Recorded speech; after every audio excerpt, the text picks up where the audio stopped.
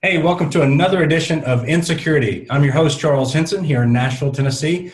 On today with me is Scott Beck of Beck Tech up in Canada and David Ruddock of Insane Technologies over in Australia. All right, today's topic is going to be Bitcoin. What is Bitcoin? What's it used for? Should you buy into it? Should you have any? And is it safe? So we'll start out with just a little bit about what Bitcoin is. Scott, you want to help us with that and educate our viewers on what Bitcoin is? Sure, Charles. At its base, Bitcoin is a digital cash system, a payment system that was invented back in 2008. It was an idea of being able to transfer monies between parties online without having any middleman. So no bank. There'd be no real transactional records to track these kind of payments. One of the neat things that when it came out was that you could do data mining, so you could generate this kind of online revenue using your computer. And the concept was that there would never be more than a certain amount of Bitcoins available to be purchased worldwide, and that has caused a big fluctuation in what they're valued at. So let's fast forward from 2008 to today. Bitcoin has actually become a viable online payment system. You've got legitimate companies now willing to accept this online currency as legitimate currency, same as if you were going to the bank and wiring the money or giving them a credit card. You can now use Bitcoin. That's the plus. The bad side of it is it's anonymous monies, so criminals have flocked to this form of payment. And if you've ever heard of things called ransomware, where your files get locked and they expect payment, well, you can't just call them up and give them a credit card number, because that means they would have to do a transaction through the bank. They want you to do it through Bitcoin because it leaves them anonymous. It helps them stay hidden behind the scenes. So that's kind of the basis, Charles, of where it came from. And we're watching the evolution of this thing happen at a very fast rate. I mean, it's happened enough now that banks are now starting to try to get involved in it. They would like to regulate it, which is going to be hard because it's online, but they want to get involved too because they're seeing all this money. I mean, we're talking hundreds of millions of dollars transferring through this Bitcoin on an annual basis, and of course governments and everybody wants in on it. Sure. And so you have to have a Bitcoin wallet to hold that or access that and to make transactions with. Is that correct? Correct. I mean, it's not like you have these things sitting in the real world. It's going to stay digital. It's going to stay on your computer. So you have to have it in what they consider a secure Bitcoin wallet on your computer. We'll end up talking about some of the problems that presents. But yes, you have to go get this stuff, purchase it, and to be clear, buying this stuff isn't just going to a website and typing in and say, I'll take 2 Bitcoins, please, and you give me a credit card number. There's a process you've got to go through in order to obtain these things, which has caused some issues for people that have tried to get Bitcoin in order to pay for these ransomwares when they've been infected. But right. And I know that over the years, there's been numerous banks that they've popped up everywhere, all over the internet. So if you type in Bitcoin and you're looking to buy or store your Bitcoin, there's banks online everywhere that's willing to store them for you. And I know over in Australia, there was one company that actually was set up. It lasted for less than a year. And my understanding is that what they're doing is they're taking this money, this currency, and they're actually using some of the currency and dipping into what people are depositing. And because there's not enough income generated by that bank, they're actually using people's money, and then when people go to make a withdrawal, they're unable to do so, and the bank is just leaving them high and dry. So it's very insecure, and you have to be careful of who you're actually banking with online using your Bitcoin if you should go that route. Well, Charles, I will comment that last year in 2014, we actually had 2 Bitcoin banks here in Canada. Both got hit. One of them lost over $600,000 of their clients' money. The other one didn't disclose how much money it was, but they disappeared immediately. And the scary thing at that time in Canada, there was no insurance. So if you had invested whatever amount of money into this Bitcoin bank and it just closed because they got hacked and lost all the money, you're out the money. Sure. There is no coming back from that. Yeah, absolutely. David, you were going to say? Yeah, I was just going to say, I mean, this seems to be the underlying issue with the Bitcoin system. It's not going to go away. And I was at a conference, and a guy was sort of explaining that there's a lot more to Bitcoin than we understand. But if you start reading any of the forums or any of the websites, you know, there's multiple versions of what we call cryptocurrency, and there isn't really a standard yet. There's Dogecoin, there's Bitcoin, there's a couple of forks of Bitcoin happening. So there's a lot of uncertainty as to which currency will last. And the second part that seems to be the issue is the fact that as there is no regulation on it at the moment, as you say, you know, if a Bitcoin bank gets hit, there's no insurance behind it. So, yeah, my feeling at the moment is, and actually the other add-on to that, as Scott said, is if you want to, you can set up your computer to mine Bitcoins, which is essentially it's breaking down a mathematical equation to work out what the answer to this mathematical question is, and in doing so, you generate a currency. My feeling would be, why invest in a currency that you could generate easily? Now, I know that the inverse argument is, well, you know, people can print money, but it's a lot of uncertainty for people to be rushing, you know, to go and buy Bitcoin. I just don't see it yet. Okay. Well, Charles, and I'm just going to mention one other, a thing that's just recently occurred, just at the beginning of September.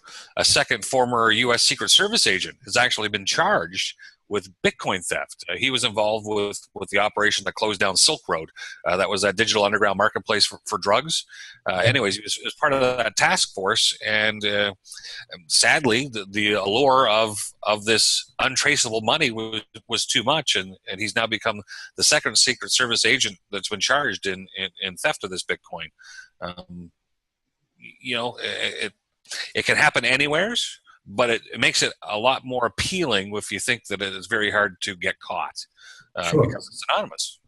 Absolutely. And the way that it is anonymous is the way that Bitcoin works is, say, for instance, Silk Road. Silk Road was a underground website that would sell pretty much anything that you can imagine. Any types of drugs, narcotics, anything, they would ship them in the mail. And the way that it worked is you would actually go online, purchase drugs, pay for it via Bitcoin, and therefore you can't retract your money. You can't, once you pay for something with Bitcoin, you can't get the money back. But you can have it there in a holding. And so if you never receive your product, then you can file a claim. And if they verify that there was no shipping that actually arrived at your location, there was no shipping tracking from the sender, then they would refund your money. However, once the merchandise received at your home, then the Bitcoin currency would be transferred to the seller. And that's how Silk Road was running, and that's how they were making, I want to say it was close to $2 billion in selling online drugs, marijuana, anything that you can think of, cocaine, any type of drugs that you need. And I want to say that even the guy that created Silk Road, the reason they shut it down and how they caught him was he actually had paid somebody else to kill one of his programmers that was stealing from him. And so that's how the guy got caught and is serving 2 life sentences now. But they use Bitcoin on that site to make those purchases. So you have a middleman, if you will, to make sure that he's holding the money in case the other guy doesn't send the merchandise. So you never know who you're dealing with, and you don't know who to trust. And the other thing, Charles, that you got to think of, it's kind of interesting how these people are taking legitimate business models. Think of eBay. They have got that escrow. If you purchase something online, they hold the money until it gets delivered. And yet here we've got criminal organizations taking what you would consider a legitimate business model. Mm-hmm. They're just revamping it into a model that suits their purposes, to the tune of $2 billion being transferred through this underground website using an anonymous coin. And even scarier to me from a security point of view is they've now come out with something called dark coin, which for those that think Bitcoin is too easy to get traced because the police and investigators are now kind of watching for those kind of transactions, mm-hmm. It's still hard to do, but they're now on the lookout for it. The criminal underground has come up with something called dark coin, which is even more anonymous and harder to track and just really scary. Yeah. To think about even ever trying to get involved with it. But as society progresses, so are these criminal undergrounds and these other methods of payment. And Bitcoin has now gotten to the point, as we said off the top of the show, legitimate businesses are now accepting them. It is becoming a mainstream currency without necessarily the mainstream protections that we would have through a normal banking system. That's absolutely correct. And I've actually seen a few retail shops here in Nashville that you can actually use Bitcoin to make purchases. So they're accepting Bitcoin at retail locations now. So it looks like David has disconnected from us. It looks like he lost power.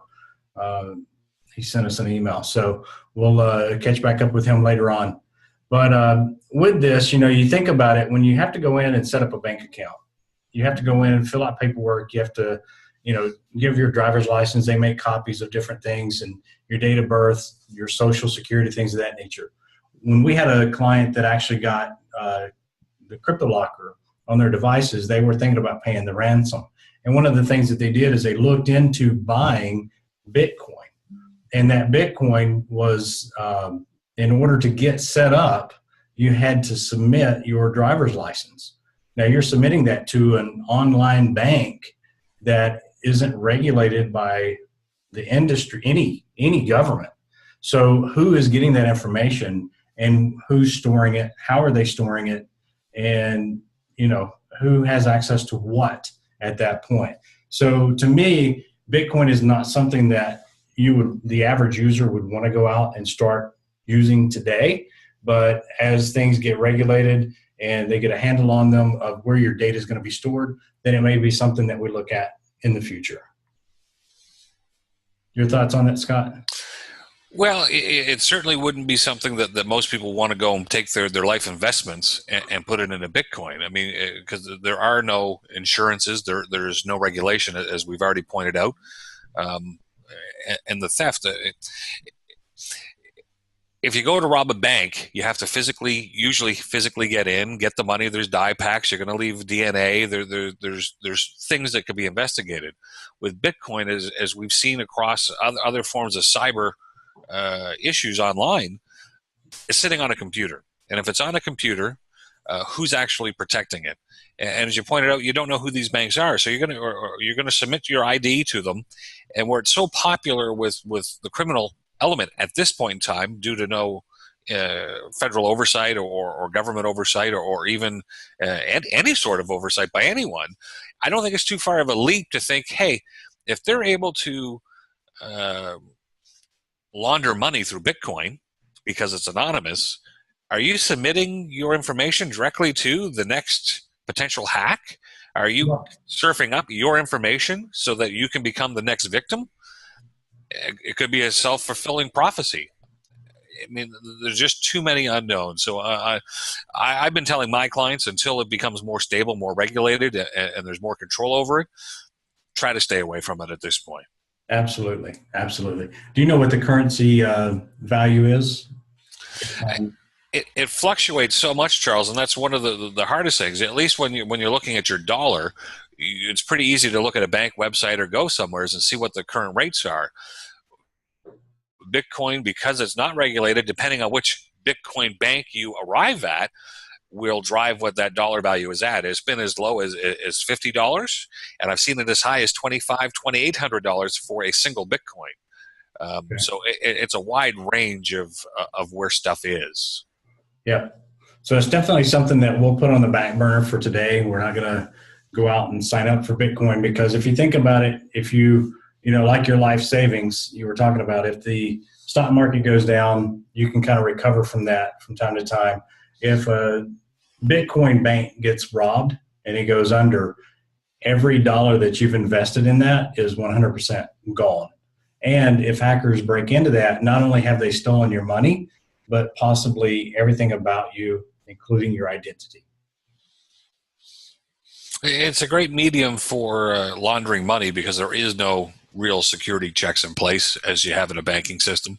It just at the moment, without trying to sound like a fearmonger, it's just a scary spot to be in an untrustworthy technology at this point. It hasn't matured enough to go mainstream.